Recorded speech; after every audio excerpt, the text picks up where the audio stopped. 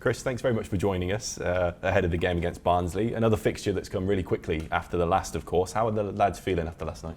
Yeah, they're good. They came in today and obviously had a bit of recovery for the players that played the game. The other players went out and trained. We looked at the game back from last night, what we could have done better, what we did well, analysed that, and then we move on quickly. So yeah, they'll go home and have a nice rest tonight, and then back in tomorrow to get ready for the next game. So yeah, it's like this. It's game every 4 days for quite an extended period on average. So yeah, we have to be ready. Some of the moves in that first half against Stockport were exceptional to watch. Do you feel like it's been really clicking at the moment for your attackers? Yeah, I think we did. We had some good moves. We looked quite fluid. I think the things that we've been trying to work on in terms of, being dangerous all the time, so to tack through the middle, to, if that's closed up, to go around the outsides, to have runs in behind, to press. It was all there. It was all there. I mean, they set up out as we predicted in terms of 5-4-1, bit of a sort of a block, but the way we took the game to them was really good.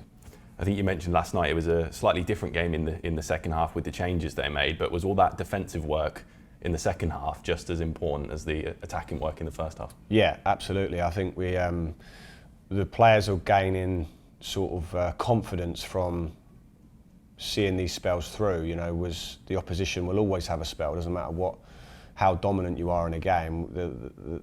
Every level, the team has a spell in a game, whether that's 5, 10, 15 minutes, 20 minutes.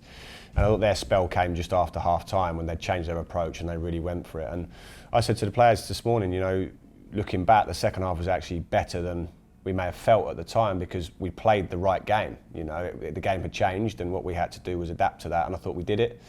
And we defended the box well. Yeah, we've had 2 clean sheets in the league in a row, and we haven't had a lot of clean sheets this season, so that will sort of build confidence.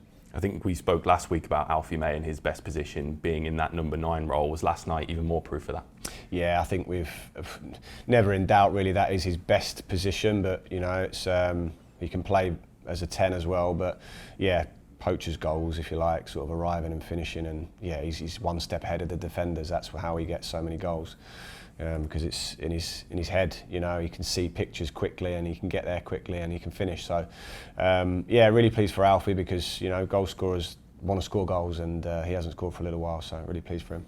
In terms of the injuries to Emil Hansen, Scott Wright and Alphonse Sampstead, do they all have sort of similar outlooks in terms of when they might be coming back? Yeah, so Emil Hansen's a little bit ahead of the other 2. So he's back in training today with the team, sort of light training, but yeah, he's back in with the squad. So yeah, he's getting there step by step, a big sort of step up for him today. And then Scott and Alphonse are just a week or 2 behind that. So they're getting there. They're getting there, and touch wood, hopefully, and as we approach Christmas, we can have them all back for that period.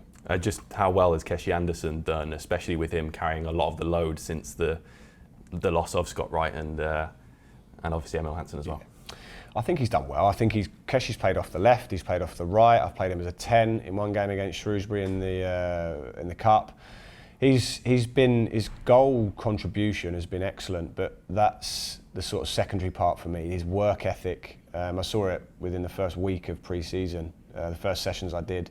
His diligence, his work rate and his work ethic, and I thought that's the type of winger that I like, because they can go forward but they can go back and defend as well. So he's that type of winger, and he creates the first goal from pressing. So yeah, he's managed the load well and the responsibility well. He's a senior player within the group, and he's had a really productive season so far. But as I say to all of them, you can do more, you can get better. There's more things you can do. So to stay hungry and keep improving.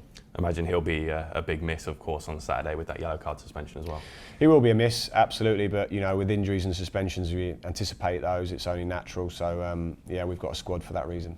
Of course, Lyndon Dykes has looked really impressive in the last couple of games as well. Has that given you a little bit of a selection headache there too? Yeah, definitely. I mean, he was one of the best substitute appearances this season. He didn't score a goal or create a goal, but he massively influenced the game, and he came on immediately ready to impact it. Sometimes substitutes take 3 or 4 minutes to get going, but he was straight in there. His first action, he won a duel, and we looked to a bit of a different animal when he came on. So yeah, really pleased for him. Lyndon's got his goal last weekend and he'll have a bit between his teeth, so he needs to keep pushing, and there's going to be plenty of game time and goals for Lyndon this season, I'm sure. Like you alluded to earlier, it's just the one goal conceded in the past 3 games. What are you putting that down to? I think we're focused. Obviously, we had a bit of a disappointing result, shall we say, against Shrewsbury, and yeah, it was just a case of us making sure that we were playing the same football, but making sure that we were keeping the back door shut, not giving the opposition any counter attacks, being really concentrated all the time, and yeah, we've managed to concede very little chances and very little goals, and you need the goalkeepers to make saves in moments as well. So yeah, I don't think it's massively different to how we've been, but we've definitely looked more solid. Looking at Barnsley, like Stockport, of course, one of the better sides in the division. What are you expecting to see from them specifically on Saturday?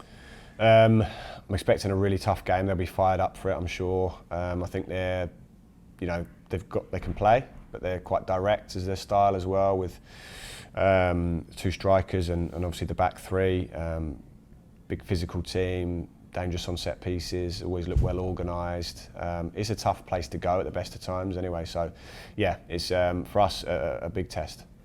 Just finally, I know we talk about the fans quite often for obvious reasons, but I think it's 5,000 Blue Noses making their way down to Barnsley on Saturday.